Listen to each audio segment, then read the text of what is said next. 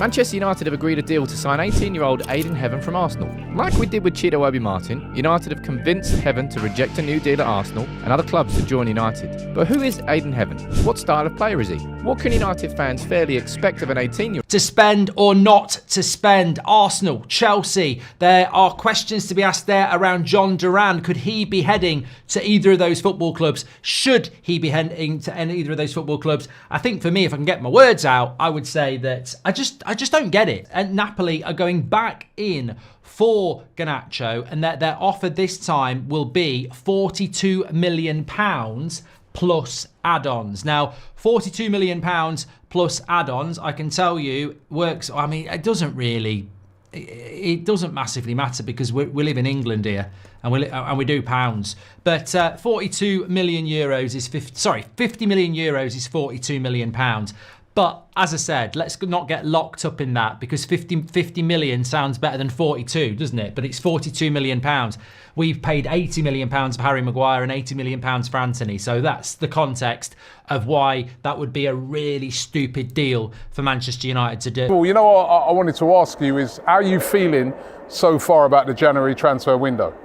There's no point negotiating with, don't negotiate with terrorists. In a footballing sense, that's a terrible transfer offer for a player that is 20 years of age. We've said it all before. The stats back him up. Under 21, he's created more chances than anybody over the last 3 years in European football. I think it's a massive important deal for Arsenal to do. And when you look at the Durán deal, if Chelsea were to do that deal, and David Ornstein's saying around 80 million and Villa will do it, and Villa are interested in João Felix, and Chelsea need a striker, we saw that at the weekend, I do question why Arsenal just won't do it. And is it a reluctance to go into the January market? Is it a tactical issue? I'm not an Arsenal fan. I'm sure most of you aren't, but I'm sure most of Arsenal fans agree. I look at Arsenal for the last 18 months and I think if you put, and I always use the same player, if you put Ollie Watkins or Durán up front for you, then you become a better team. And if you become a better team, you become a Premier League winning team. So if I'm in charge of a football club and I have the financial capability to do it, why would I try and do something with one arm behind my back? And that's what I don't get about Arsenal. 3 weeks ago, you had a chance of winning the Champions League, the Premier League, the Carabao Cup and the FA Cup. 3 weeks later, you're out the FA Cup, you're heading out the Carabao Cup. The title race could be gone this weekend if you don't beat Man City and Liverpool beat Bournemouth.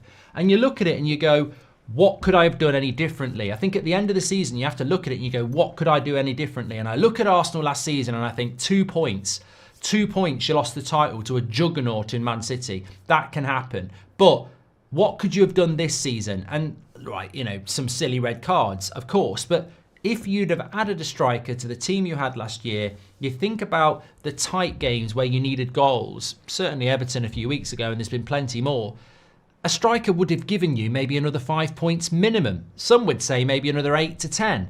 Another 5 points puts you right on the coattails of Arsenal. It knocks Man United out of the FA Cup when they've got 10 men and you need a goal. So these decisions do cost you. I don't say it for effect. Arsenal with a striker would be much more likely to win a trophy this season. Much, much more. They pay 27 million for McTominay as well. Like, Garnacho's only 15 million worth 15 million more. Come on, this deal is absolutely crap. But the interesting thing is, and what probably goes in Napoli's favour, and anybody who wants to see Garnacho go's favour, is that Chelsea have now moved on. Chelsea are now looking at something I think they should be looking at. I mean, I think Garnacho would be a great player for Chelsea, but do they need him? They're now looking at Durán for £80 million. And that in itself is, I mean, I just did a video on That's Football a couple of hours ago, which resonates with Man United. It was more about Arsenal, but it's like Chelsea's appetite and, aggressive ambition in January transfer windows is fantastic. I'm not a Chelsea fan, but they need a striker.